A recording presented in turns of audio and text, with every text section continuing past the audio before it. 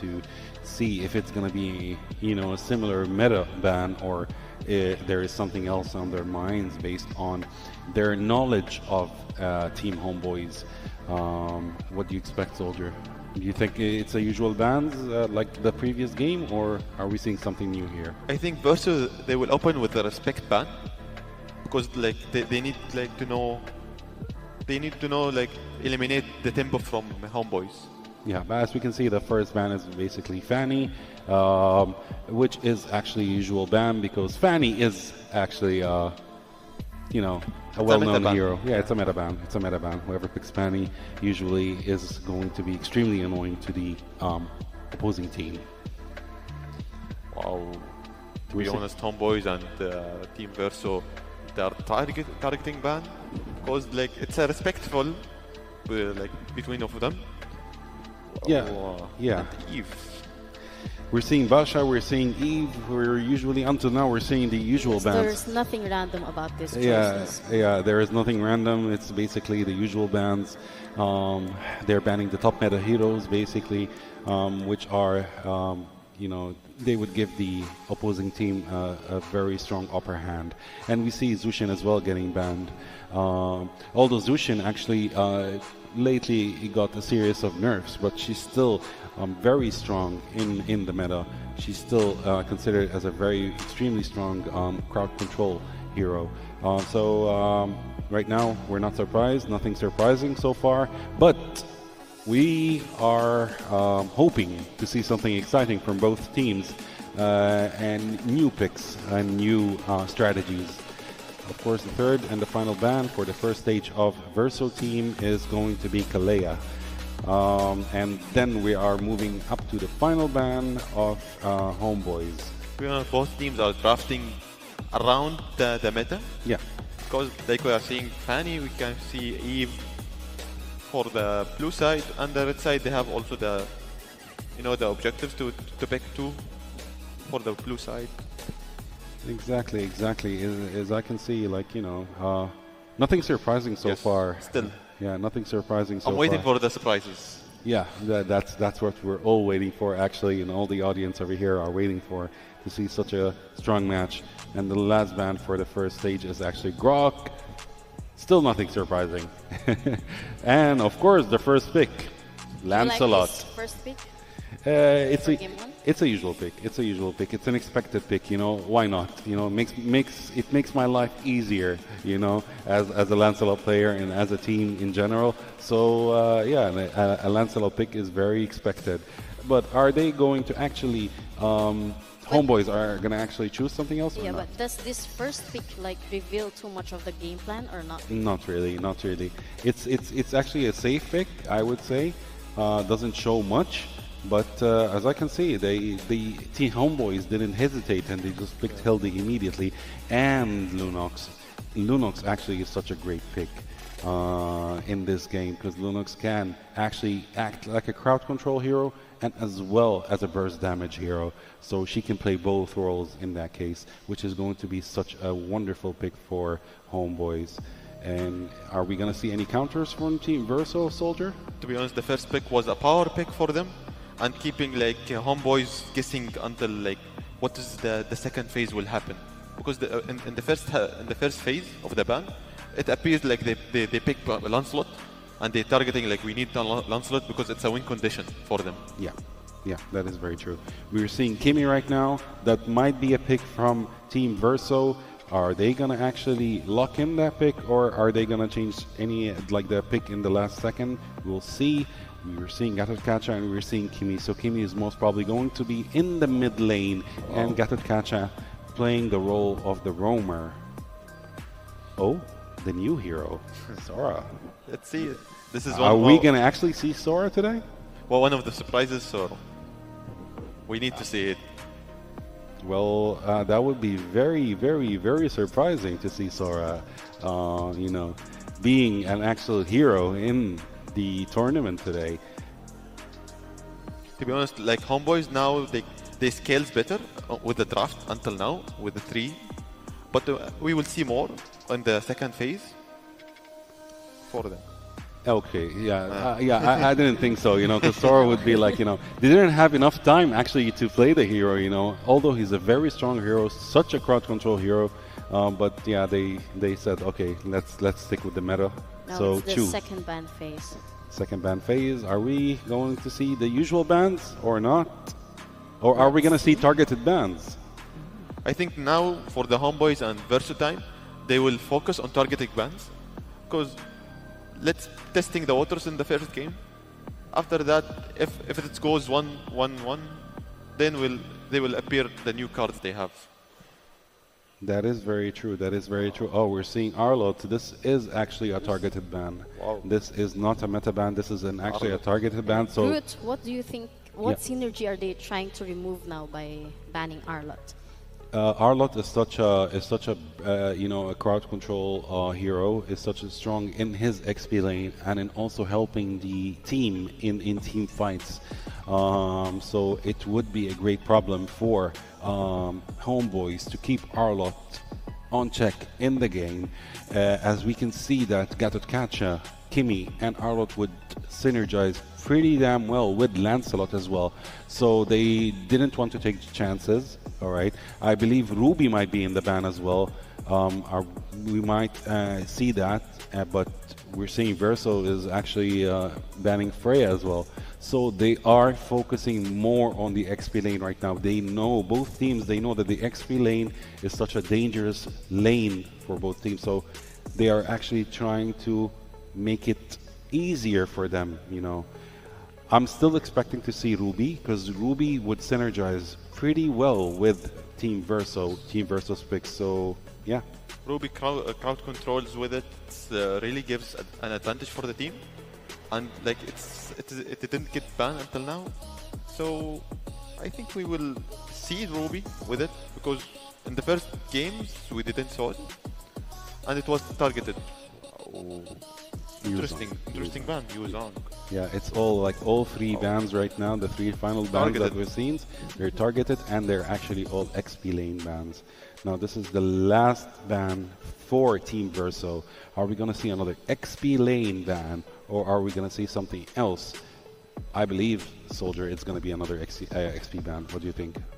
Because who's controls the XP lane, he's getting an advantage, to be honest, during the game. Because XP lane, it's very important, and it gives you more advantage on the game. And wow. Okay, they actually went for the jungle ban. They actually went for the jungle ban. They said enough XP lane bans. Let's go for another level. Let's ban the jungle. And they actually gave Homeboys right now Ruby. No, they're not gonna. They might not pick Ruby, most probably, because Chu is there, Hilda is there. Yeah. But what they did is they put Homeboys into pressure, all right, with not knowing right now what to choose. They minimize their choice of the jungler, and Team Verso might actually go for the Ruby pick. In that case, they might go for it, or they might have something else. There are different heroes that they can pick. Suyo, okay.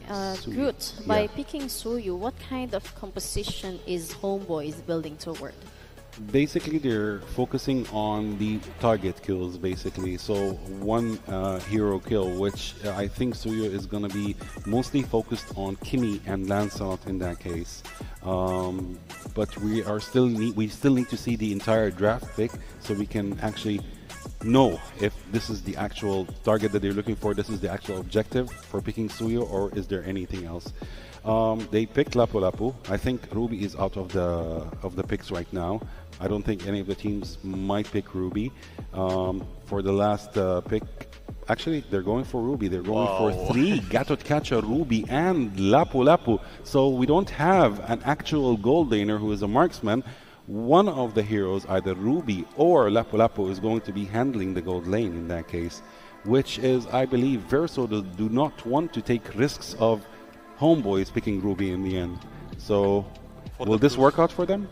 Look, for the blue side, the last pick, it's complete the puzzle. Like it was a missing piece. Now with Ruby, it's a complete puzzle.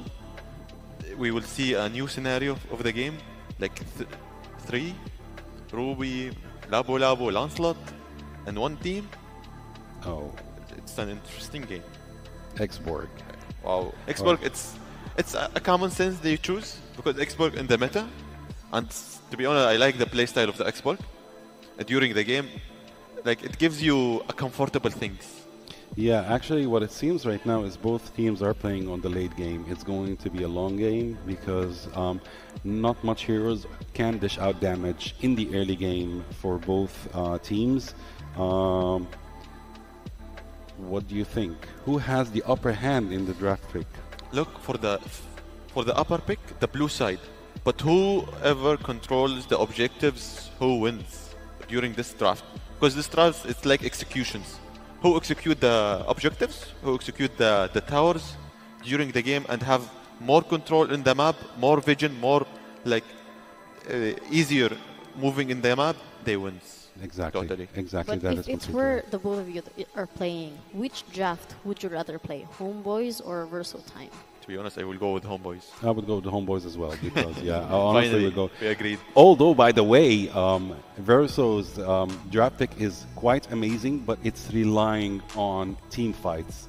It's completely relying on team fights. It's not relying on team fights plus single fights. So, Homeboys has the advantage of the team fights. Okay, drafts are locked in for game one, so everything is set. Let's send it over to our casters. Thank you so much, panel. And nice, we are seeing Suyu. Do you like seeing this hero at all? It's going to be up against Lancelot against Verso Time, one of our favorites heading into this tournament. But yeah, Suyu. Do you like it?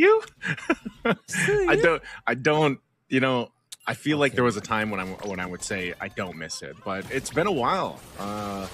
He kind of fell out of the meta for a bit, you know, especially after technically that nerf that was warranted. I feel like there was just so much that Suyo could do that it was just too overpowered. But it's nice to see. Fits in the current meta still.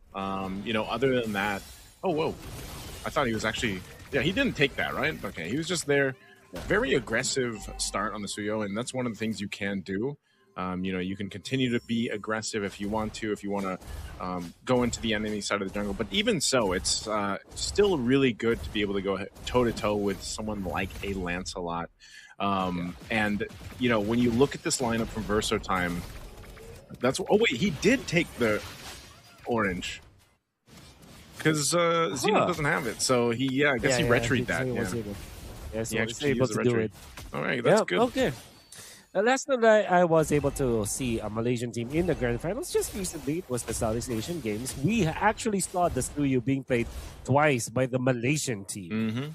And first one, they almost won. The second one, they totally lost. And it was up against Lancelot too. I mean, both games. I have a lot of reservations with the Suyu pick. Maybe Amal can prove us different, but Verso Time with this Lancelot, it's gonna be a good game day for them. Yeah, there's already a delay here, though, too. Phantom Execution going to be used by Zeno, but no contest for the Turtle. This might be a bad fight for them to take. First blood, though, going in the hands of Izanami. They're trading it out 1-for-1 so far, but it's still going to go as Reza falls. Castle on the other side. Just bodies dropping on both sides. Oh! I thought he was going to take that, too, man. But luckily, Zeno secures his purple buff. And it's a trade across the board, but the Turtle goes to the hands of Homeboys. Yeah. So it's still even though, Wolf. Despite all that, because of those kills, Verso Time keeps things under control. Yeah, much more manageable for Homeboy, especially because Amal has a distinct XP lead over this land, so that's why they got the turtle. But my oh my, I don't know if you've seen that, but Castle was able to take down a member of Homeboys through the wall just because of how much range there is with the first skill one. Yeah, that's that skill. It can go through the wall. A good kick here. Not sure what Daniel's going to be able to do. If he can actually get away from this, he can. Oh, Traction Pulse, nice block there. It doesn't follow through. An AOG too. Not going to catch Daniel with this one right now. Homeboys get some extra gold up there on that top, but it doesn't really convert to too much just yet. They're still going to go ahead and rotate into that next objective when it does come up here. One of the things that I was really impressed with by Verso Time, you know, from their recent tournament all the way to their performance in group stages is, again, they are a team. Oh, I don't know if March is going to be able to survive this. He does flicker. Oh, last Insanity from Mel Cutie will be able to pick up that kill, and that's why the panel mentioned too, hey, they love the export. I think a lot of people do. He's reintroduced into the meta, and you can't deny the amount of pressure a Last Insanity ultimate can do. Great start for Homeboys with this early game. They're winning all of their lanes. More specifically, that gold lane. The jungler is having so much fun, and Melkitty will secure War Axe very early into this. Export will now be able to activate it come the second turtle fight. If Verso Time will even oblige to fight here, because it seems like the positioning from Zeno kind of tells us that they are not even interested in taking this turtle. Homeboys are still fishing for kill. Oh, Verso March, he has the sustain. Because it's a Ruby, because you got the Brace White emblem, because you're just the way it works. But they'll trade it though. Another turtle secured for Homeboys. A lot of attempt there down in that gold lane right now. The Daniel carrying out for the members of Versus Time are for some reason Versus Time are still leading by a significant amount of goals. 100 at this point. That tells you that the side lanes are doing okay despite the death on. Oh, Daniel goes in with a kick, man, right for Zeno. Revitalize is going to be popped too. A defensive AOG on out by Boro. So they're just trying to like not get picked off like that. Like we've said, the Cho has popped up so many times throughout our series of games here for the games of the future. Yeah. And we always say that. Well, if you can get the AOG out defensively and it's not used as offensive, plus the Revitalize, that's a bit of a win there for Homeboys right now. Especially because they want to push the bottom lane. The fact that there's no AOG for this defense. Seems like Versatile will not even try to defend this. They still are holding on to 800 gold as their lead. And Lapu Lapu Castle is getting gold up top as well by pushing the turret. And even when Homeboys are, it seems like they're doing the right moves here. Versatile still finding some ways to eventually get back to the fight. In fact, Zeno has more than recovered when it comes to the farm. He's now level 9 with Amal. Oh, sure if this is going to convert too much. A Landshaker able to get the stun. Like Daniel, he gets pulled though with the I'm offended. A great pull once again from Verso March. And that's what I was going to say earlier on when I was talking about Verso Time's performance through Winter is Coming, the tournament before Games of the Future, and then their performance here through group stages now. They like to go ahead and play with these comfort picks. Verso March on the Ruby, he's had a bunch of good games with this hero alone, sometimes even single-handedly turning fights around, just because, again, you know how powerful an I'm Offended or just a Ruby combination can be for a team to set things up. And, you have Castle to help with that. There's a kick from Daniel, though. Able to force a fight again. Last man standing, able to get tons of stacks on Verso March. He's gone. Kojic on the run. Zeno's going to be able to get a kill. The Turtle goes for a reset, and the Flying Clouds will bring Castle back to the fight. Kojic should be able to get away there. There's cutting him off from the re-entry, but looks like it's just going to go ahead and dissipate back to a reset. With Turtle still being up, last one of the game, Reza starts this up. Amal now joining this, they should be able to secure it just because, again, Zeno is down. As they do, Amal securing that 3 for 3 for the Turtles. But interestingly enough, Wolf, this entire time, despite all these Turtles going over to Homeboys, Verso Time has maintained a bit of a lead. Really what's interesting right now. In fact, Zeno is 4.6k compared to 4.7k of Amal. Did have the triple killing spree up for Zeno. Mind games coming up from Daniel. That was just a sick move coming up from the kill. And well, Zeno will not die or anything, but the fact that they forced Phantom Execution with recalls out there, it makes sense that Homeboys, yeah, we're down by 800 though, but we're fine. Oh, but okay, he's not going to go and push the trigger a little bit more. Traction Pulse was thrown out, but nothing to follow through, and they'll just disengage. They don't really need to force anything with this while they wait for that Lord to come up in about a minute here. So if we look at Homeboys' lineup, then, it's more so just going ahead and playing for that scaling that they're going to have, especially with Izanami on this Lunox. Man, I feel like every single time we have a Lunox pop up, that's the case. Nice kick, though, but it's Castle. Bravest Fighter is on out. The last Insanity, though, was able to clean him up. And under the turn, Reza, hungry for a kill, will finally kill Kojic. And right now, Homeboys just seems to flip a switch garnering themselves 3 kills. What a great start from Daniel there with the kick. Yeah, massive start for Daniel. And of course, you can see Reza just focusing onto Kojic, eat a whole combo of the Hilda. And then of course the kill onto Castle started it all. Earth down. Look, man, the value from this last insanity from Milk Beauty. Flying Cloud's going to be everybody back. They're going to be forced to fight most likely as Castle jumps over the bravest fighter and the lamb shake. Able to find 2 on the stun, even with the flicker.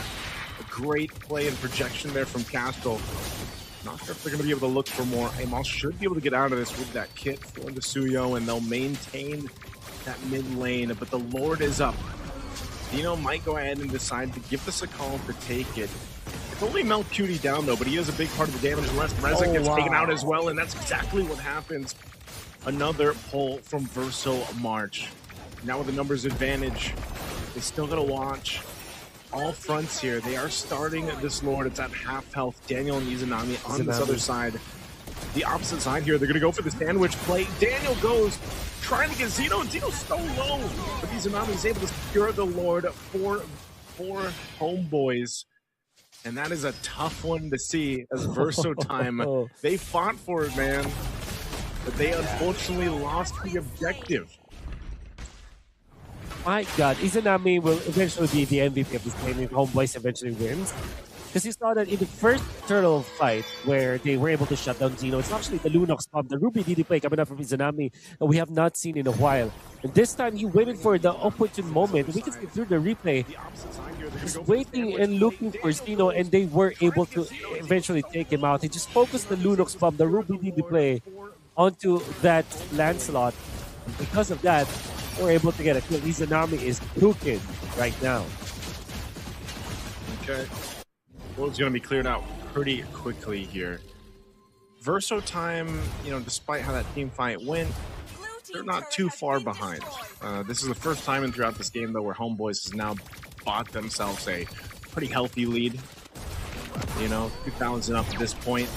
I'm not sure if they're going to be able to get this tier 2 here, as the clearing is still really good, too, for VERSO time. They're able to go ahead and kind of maintain these waves.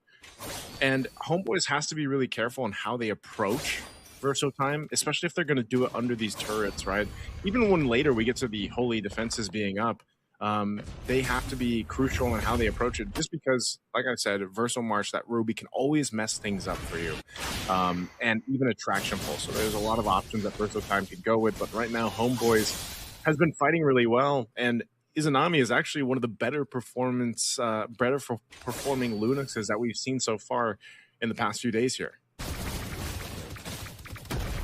It's going to be up to how they scale up. Because I think that for now, you can really say that Homeboys have the lead. Eventually, there will come a time where VERSO time will have their one-shot potentials as well. Zeno will have so much damage with the Lancelot. You can see the Kimi scale up later on as well. And the question is, how can they survive Izanami? Because now, even with this item choice from Izanami, the Lantern is going to be so important against the tanky heroes, like a Lapu-Lapu, for example, or even like a Kacha. Eventually, VERSO will have to itemize this system. Maybe your Winter Crown, Athena Shield, perhaps, Radiant Armor somewhere out there, but you cannot leave Izanami just really hit him. That is a good play, by the way, from Castle. Oh, the flicker forward. As soon as you mentioned, Castle flickers forward, Landshaker's in, but now they're dealing with the last insanity once again. They disengage. They might go back. Castle not having that whole lot of battle spells used, man. Nearly every battle spell over here for VERSO time was expended. They're not going to have it for this Lord Dance. They are going to go for the turret, knocking down that tier 1 in the mid lane. Let's see if they get in position here. This is a pretty big advantage, though, that Homeboys has. They have their battle spells, except for Izanami. But that's fine, because he can just brilliance if he gets in a tough position. Yeah. I think this is the MO now for VERSO time. We look for where Izanami is. Castle, low, jumps back in, gets the stun, and Daniel is gone. And now VERSO time. Going for Melcutie, also last insanity defensively. There's AOG. Gets the flicker out, so Melcutie still alive. They're providing the vision here with Reza. Daniel, he's out of the picture, so it's 4 members of Homeboys. Can they stop this Lord from being secured? And will Amal be able to get an opening. It looks like he's going to be forced off and they're just going to forfeit this one over to Verso Time. What a fight. Started up by what? Castle in the mid lane earlier on. Again, they survived Izanami. You mentioned how they should be the ones to look for Izanami before Izanami finds them. That time, though, Verso was prepared. They have many members to peel for Castle eventually, and then they turned it around. They took out Daniel, which was so crucial to the initial fights for Homeboys. Daniel's role as the Cho is so important in this game for Homeboys. And without him, it's so difficult to start a fight, and they might take him down again. Oh, Castle's going to jump in, follow him through. They know he has an immortality. That's going to be Pop. He's gone. Daniel. Oh, the timing. He tried, man. Again, he had pretty much everything that he wanted, but VersoTime's just got so much crowd control that they can, catch pretty much anyone at this point. So Amal's going to go for that cut, trying to delay this push a little bit further at least, but the Lord is making its way up top. VersoTime will swing up to this top side, potentially just taking these tier 2s out, but Amal's actually going to get a base turret. VersoTime doesn't have anyone at the base, so a base turret taken down. Good macro play there. Blast Insanity going to be used, but no, Cutie just trying to clear out this wave the best they can. Rez going for that back line if he can. No, Cutie goes down though. Another pull comes through AOG, but on the backside, Amal goes in with a Soul Sever, not able to connect, and now he's slow at being whittled down. Castle jumps it all again. The pull from March. VersoTime is winning the fight. Wow. Lord finally goes down here. Look at the moves. Wow. Izanami's actually going to be able to survive that from Xeno, but who won't? Daniel and VersoTime looking to take game 1 so quickly from Homeboys as the base is going to be worked on. They want the last kill. They won't get it, but they'll take game 1. Just wanted to fight. VersoTime were able to turn it around. Homeboys were already doing so good this game.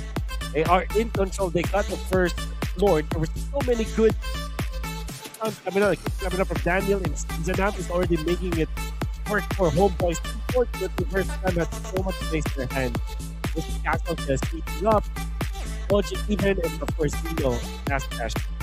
It looked really nicely for Team of VersoTime because there was a sprint push coming out from Cable, but they were far too prepared for that. The X4 getting outplayed constantly. AOG's on point coming out from Boro. VersoTime, they are so back in this tournament.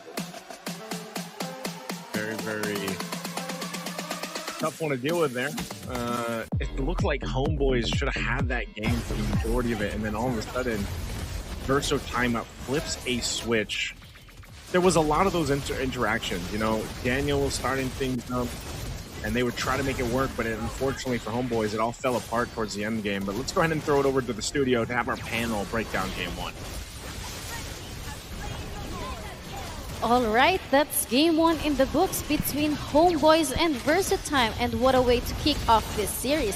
A strong opening statement from VersoTime, one that we did not expect. But let's break down how they actually secured that win. Groot, let me start with you. From a macro perspective, what stood out the most for VersoTime in this game 1? In game 1, they were actually more focused, as we saw in the draft picks, that they were actually going for more tanky heroes than actually damage dealers, which helped them a lot throughout this game.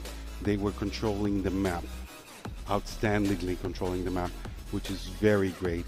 And we got to know that Verso is actually one of the dark horses in another tournament as well, where they actually won Onyx once, Onyx Philippines, which is a world-class team. So Verso is actually full of surprises, to be honest. So yeah, they did a great job this match. Just a follow-up question, because we were shocked with the drafting earlier. So was this a draft execution, or do you think it's better in-game discipline from them? Actually, it's more in-game discipline, all right, more than actually draft picks. Both teams' draft picks were mostly focused on playing safe, all right. They were both aiming for the late game, but they took advantage. Team Verso took advantage of small mistakes that happened from Homeboys in the first match, which they actually took advantage of, and they started pushing to the tower. So yeah. Okay, Soldier, same question for you. When we look at the flow of the game, Where did Verso Time really start pulling ahead? When we see the drafts for Homeboys and Verso, as we are chatting with Adham, I thought Homeboys is winning, but Verso flipped the table and he won and dominating in the game, because we didn't thought maybe Homeboys having some mistakes and Verso they play around it, and they know how to play around it perfectly, in macro and micro manners. They know how to play it, they know how to dominating, and they know how to control the map 100%. Yes, that's good. But let's talk about the MVP of the game. So the MVP of the game is Verso Kodik, which is got 4 kills, 1 death, and 10 assists. He was such a great player this match. So I'm very excited to see him in the next game and see if he's going to